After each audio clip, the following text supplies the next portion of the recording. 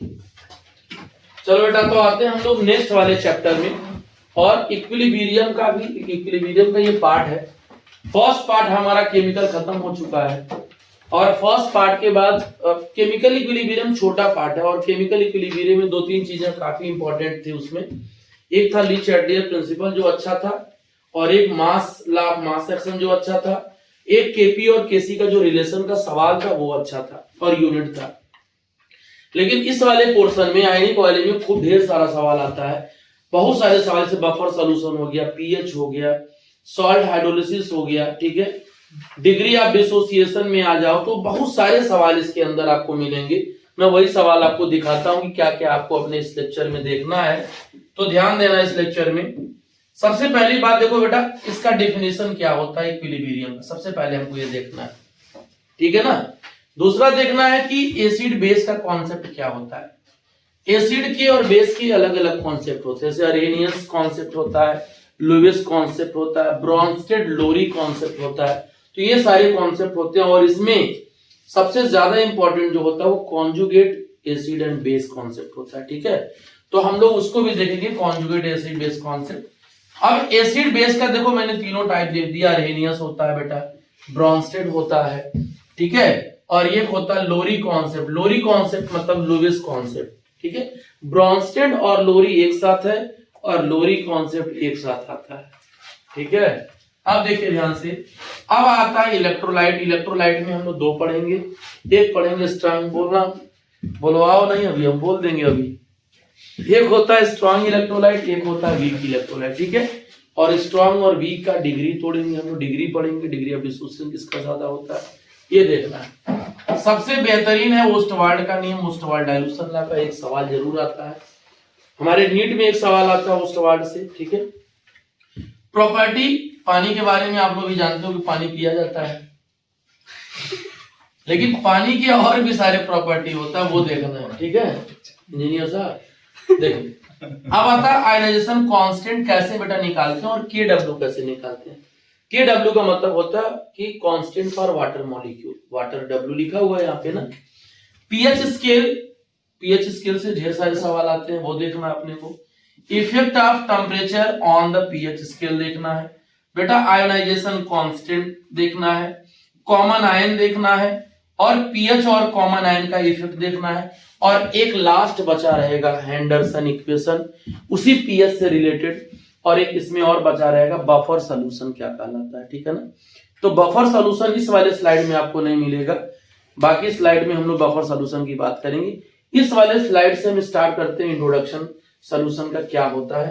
तो यहां से हम लोग बेटा स्टार्ट करते हैं।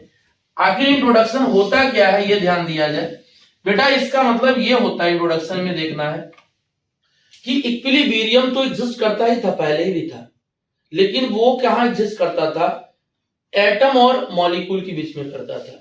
यहां किस में करना है, आयंस और अनडिसोसिएटेड मॉलिक्यूल के बीच में करना, ठीक है ना, समझ में आ रहा है। जैसे मान लो कि AB एक इलेक्ट्रोलाइट है, AB क्या है, एक इलेक्ट्रोलाइट है बेटा, और AB जब इलेक्ट्रोलाइट है तो AB बेटा एक इक्विलिब्रियम में बनता कब है, जब इसको पानी में डालोगे।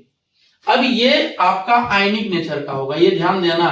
कोवैलेंट वाली बात हम लोग नहीं करेंगे, क्योंकि इलेक्ट्रोलाइट हमको बाद में देखना है, बस थोड़ा सा बता देते हैं बेटा। जब ये टूटता है पानी के अंदर तो A+ बनाता है एक्वस मीडियम में, और ये क्या बनाता है बेटा, B- एक्वस मीडियम में बनाता है ना। मतलब कि क्या हुआ बेटा, यहां पर ये हुआ कि ये जो सब्सटेंस है जो पानी में जा रहा है, तो इस सब्सटेंस को क्या बोलते हैं बेटा, इस सब्सटेंस को हम लोग इलेक्ट्रोलाइट बोलते हैं। क्या बोलते हैं, इलेक्ट्रोलाइट बोलते हैं, ठीक है ना। जब ये टूटा तो आयंस में कन्वर्ट हो गया, किसमें हो गया, आयंस में कन्वर्ट हो गया। अब उसमें कौन सा बना, एक कटायन बना, और एक क्या बन गया, एनायन बन गया। अब इसका मतलब क्या होता है कि आयनिक, इसी को कहते हैं आयनिक इक्विलिब्रियम।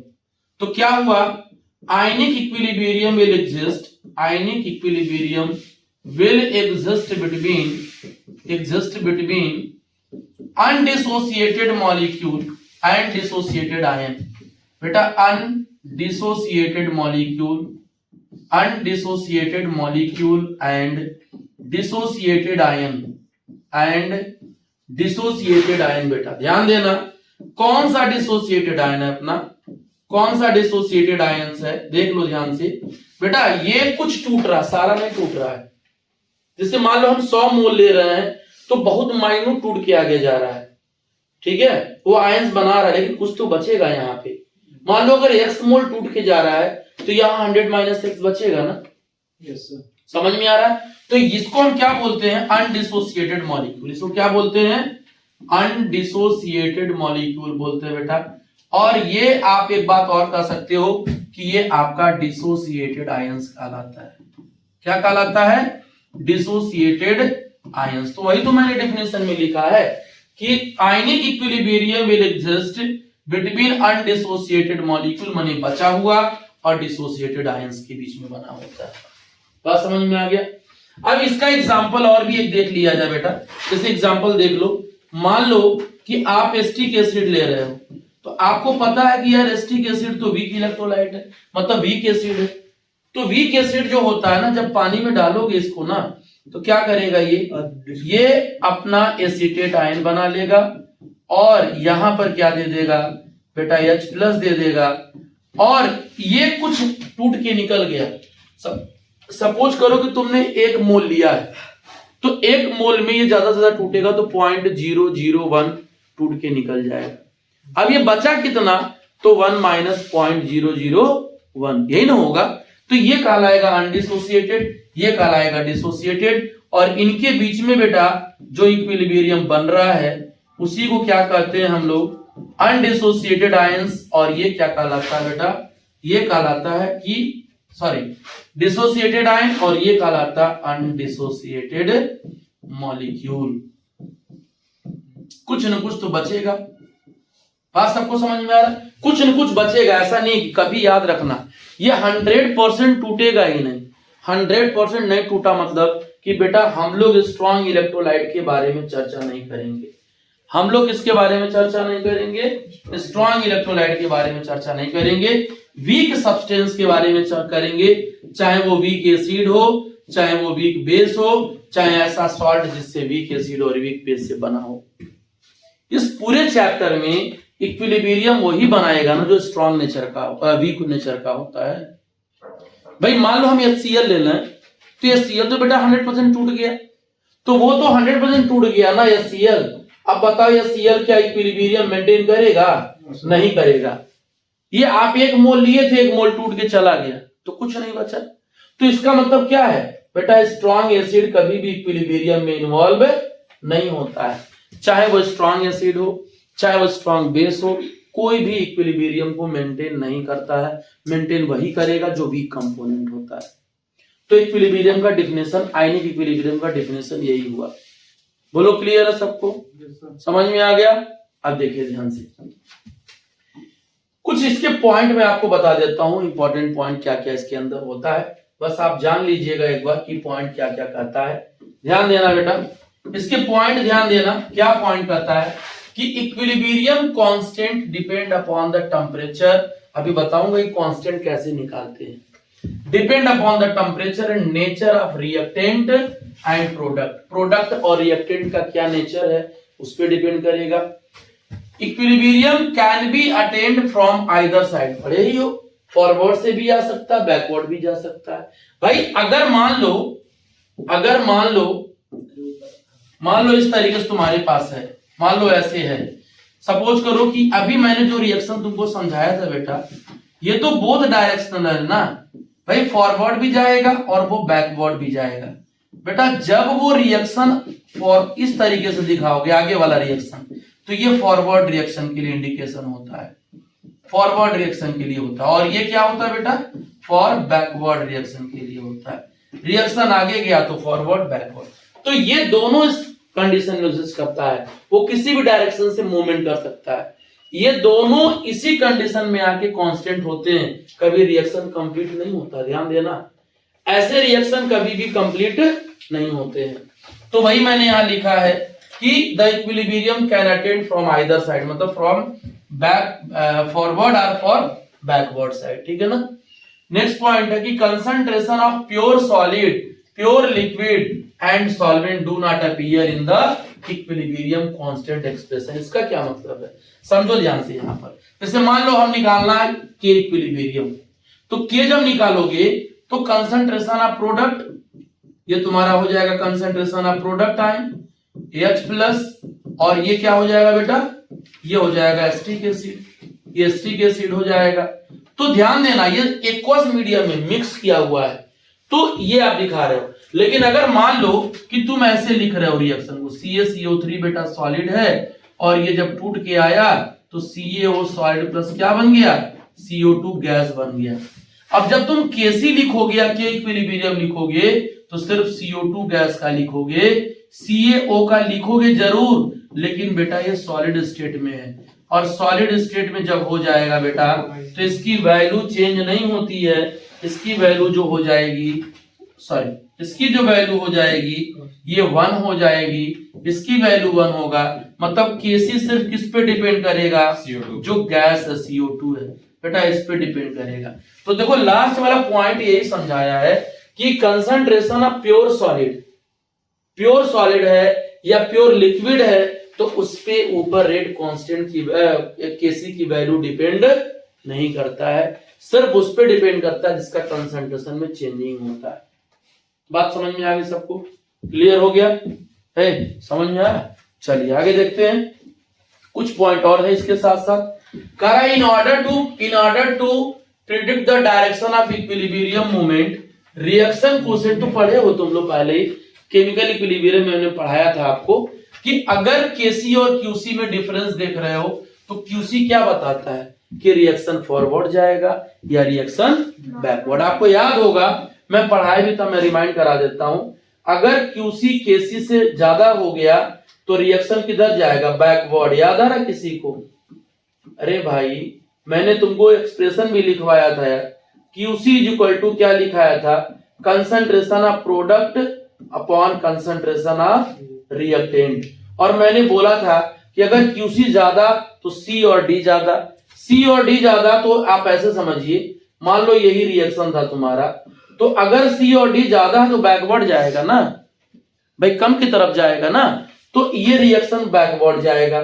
दूसरा केस आपको मैंने बताया था कि अगर Qc कम हो गया, कम होने का मतलब ये कम होगा तो ये बढ़ेगा, अगर Qc कम है तो ये वाली वैल्यू क्या होगी, बढ़ेगी, और जब बढ़ेगी तो रिएक्शन कहां भागेगा, फॉरवर्ड में। तो ये भी मैंने आपको बताया था उस दिन कि रिएक्शन किधर जाएगा, फॉरवर्ड डायरेक्शन में जाएगा।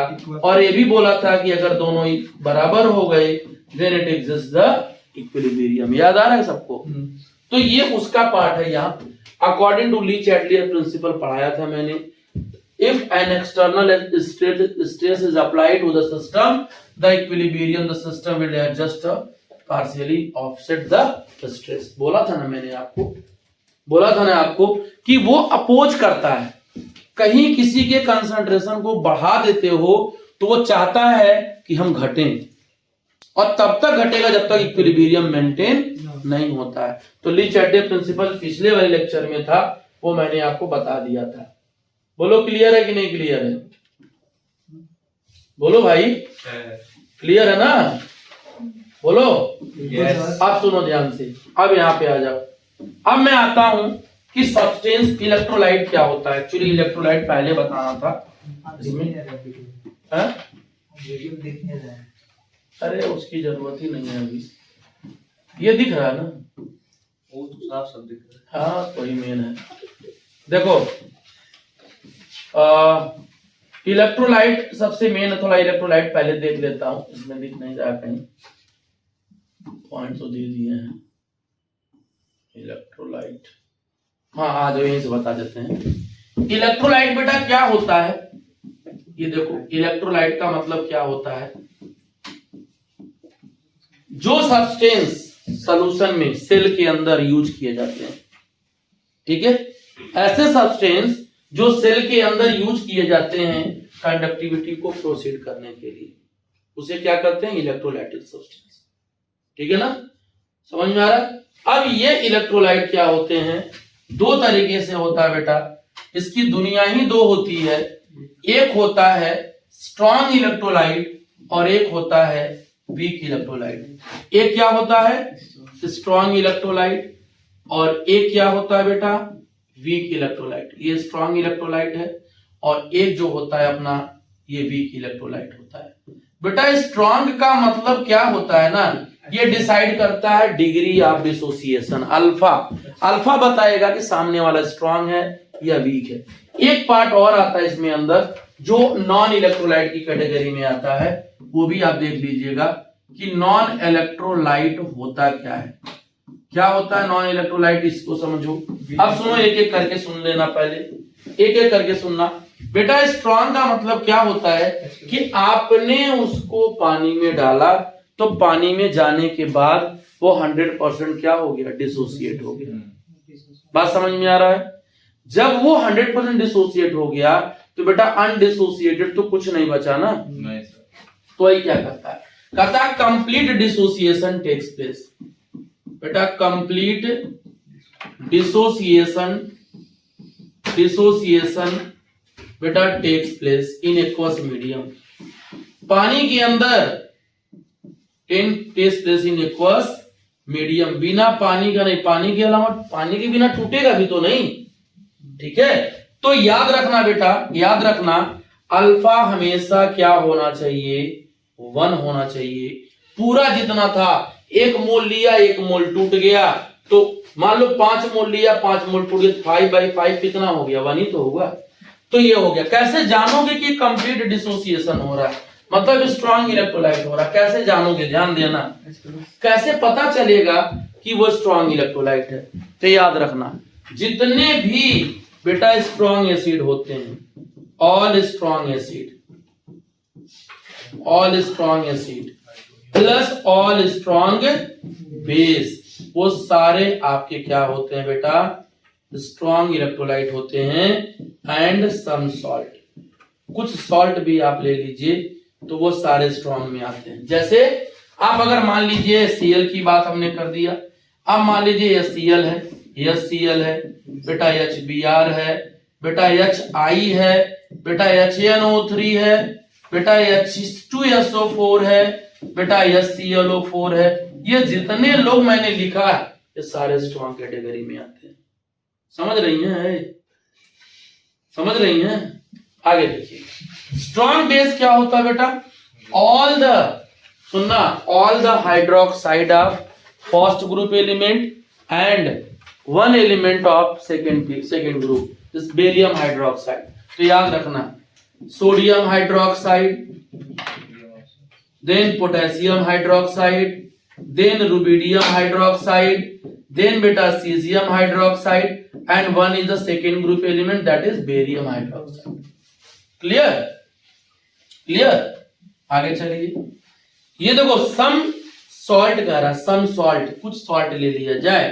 जैसे NaCl strong acid strong base से बना होता है बेटा, KNO3 स्ट्रॉन्ग एसिड स्ट्रॉन्ग से बना होता है बेटा, NaCl4 strong acid strong base से बना होता है। तो ये सारे लोग जब पानी पाएंगे तो 100% क्या करेंगे डिसोसिएशन करेंगे, पूरा का पूरा टूट जाएगा, कुछ नहीं बनेगा। तो भाई मुझे इसकी जरूरत थोड़ी ना, जरूरत उसकी है ना जो इक्विलिब्रियम को मेंटेन करेगा। जो वीक इलेक्ट्रोलाइट होते हैं वो हमको जरूरत है, ये फालतू चीज फर्जी चीज आ गया।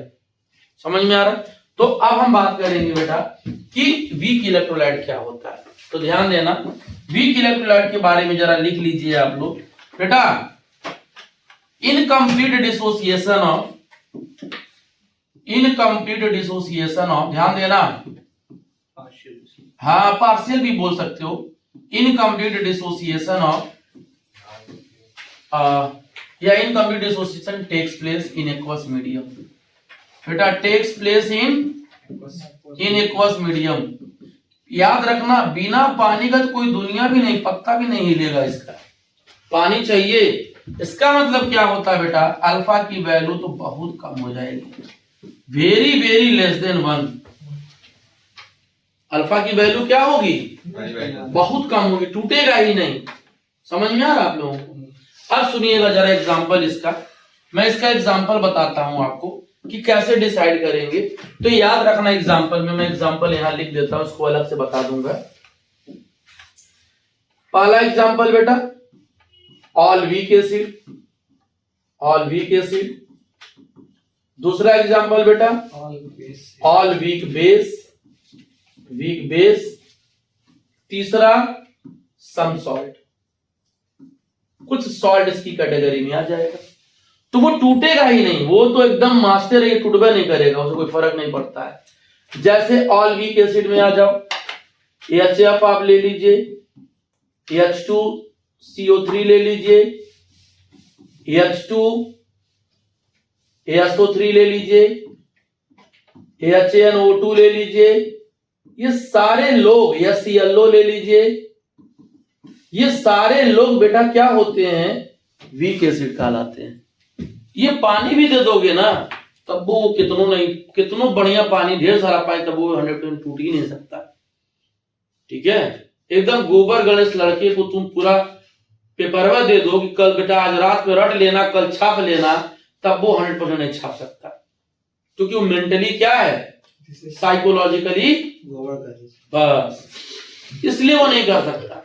हाँ, ये हो सकता है कि वो अगर 40% पा रहा है तो इतना कर सकता है कि 55 पे आ जाएगा, लेकिन 98 नहीं पा सकता है। तो ये कहानी होता है। तो ये टूटता जरूर है, लेकिन इतना ज्यादा नहीं टूटेगा।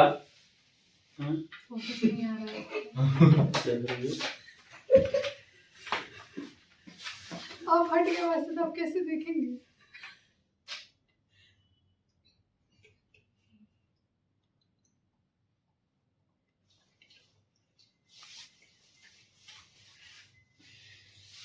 चलें आगे।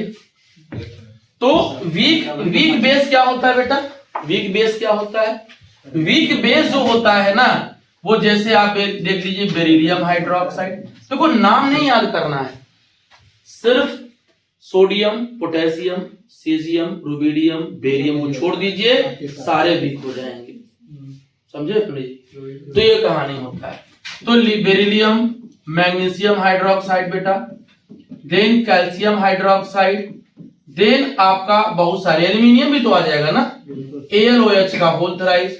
तो बेटा ये सारे लोग क्या होते हैं, वीक बेस की कैटेगरी में आते हैं। अब सुनना, बहुत सारे सॉल्ट होते हैं जो, अच्छा वीक एसिड तो ये भी आ जाएगा ना, ये बड़ा फेमस है और इसको जानना भी जरूरी है, क्योंकि हम लोग को बहुत सारा यूज करना होता है। जितने भी ऑर्गेनिक एसिड होते हैं वो वीक इलेक्ट्रोलाइट में आते हैं। तो हम यही लिख दे रहे हैं ऑल ऑर्गेनिक एसिड। कोई दिक्कत किसी को? ये हमने लिख दिया, जितने भी ऑर्गेनिक एसिड होते हैं सारे वीक कैटेगरी में आते हैं। समझ में आ गया?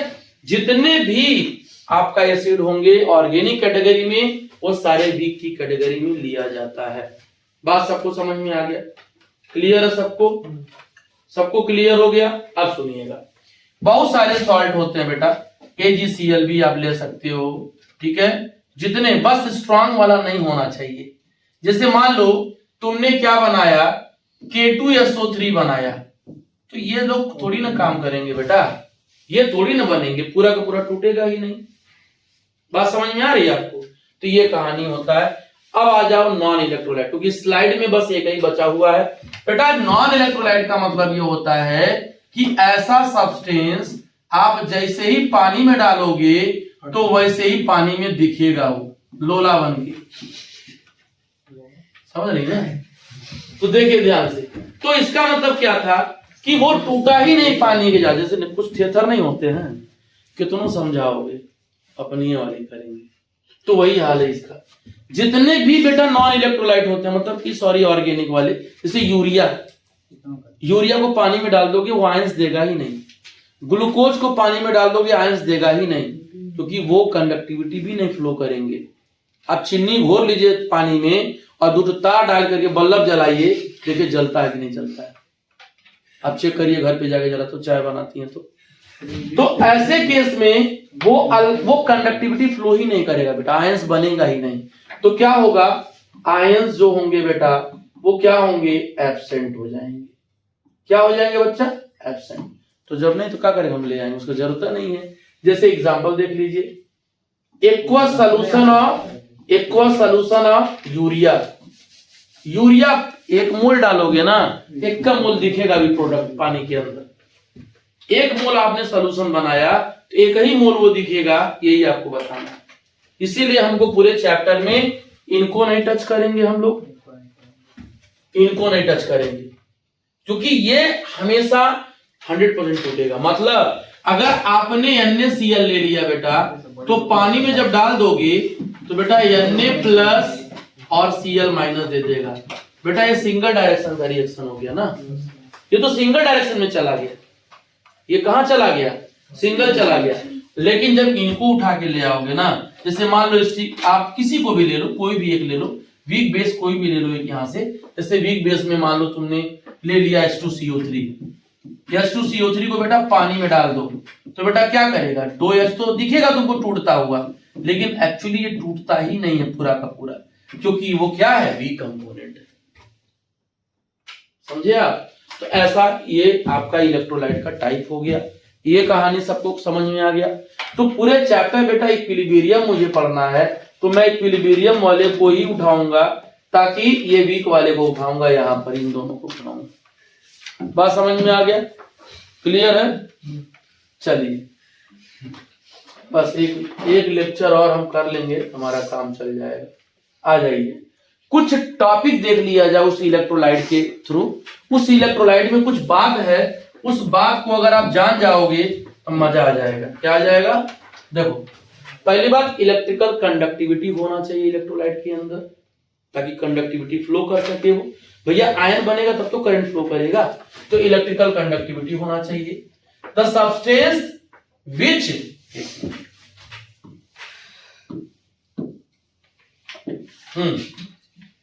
ध्यान देना, the substance which allows the electric current to pass through the is called electric conductor. अच्छा, एक चीज और सुन लेना, कंडक्टर दो तरह का होता है, एक इलेक्ट्रोलाइटिक कंडक्टर और एक मेटालिक कंडक्टर होता है।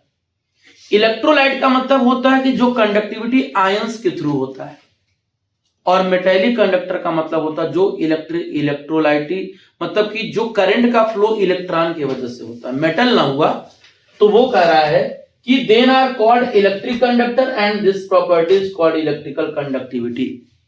ठीक, on the basis of electrical conductivity substance is of two type, non conductor, अभी मैंने बोला नॉन इलेक्ट्रोलाइट वाली बात, the substance which do not allow the electric current to pass through are called non conductor or covalent compound and non metal।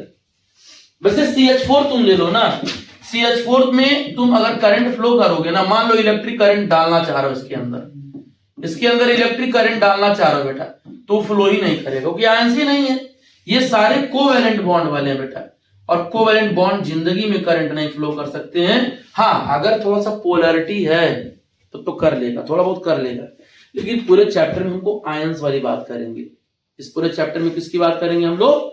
Ions की बात करेंगे। तो कुछ ये पुरानी बातें हैं जो आपको जानना जरूरी है, बाकी इसका कोई बहुत इंपॉर्टेंस नहीं है। ठीक है, इसको भी थोड़ा देख लिया जाए, 4-5 पॉइंट है, देख के खत्म किया जाए।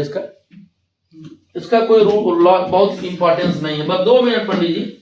देखिए, कंडक्टर का मतलब होता है, सुनो, the substance which allow the electric current to pass through them are called conductor. तो बचपन से जानते हो, metal alloy, all acid, all base, all solder, graphite. Graphite is also good conductor. क्यों ऐसा होता है बेटा? क्योंकि ग्रेफाइट के कार्बन का जो हाइब्रिडाइजेशन होता है वो बेटा sp2 होता है। कार्बन की 4 बॉन्ड होते हैं, 4 इलेक्ट्रॉन होते हैं बैलेंस में, तो बेटा एक इलेक्ट्रॉन फ्री रह जाता है और वही इलेक्ट्रॉन पूरे ग्रेफाइट के प्लेट के अंदर घूमता रहता है, तो उसकी वजह से कंडक्टिविटी होती है। मेटालिक कंडक्टर, अभी मैंने बोला, electricity conduct due to the presence of, किसके वजह से? देख लो, मैं बताया था आपको, फ्री इलेक्ट्रॉन की वजह से बेटा, फ्री एंड मोबाइल इलेक्ट्रॉन की वजह से। बस कुछ नहीं समझना है, बात समझे कि नहीं समझे? मेटालिक कंडक्टर फ्री आयंस की वजह से होता है और electrolyte conductor due to the ions की वजह से होता है।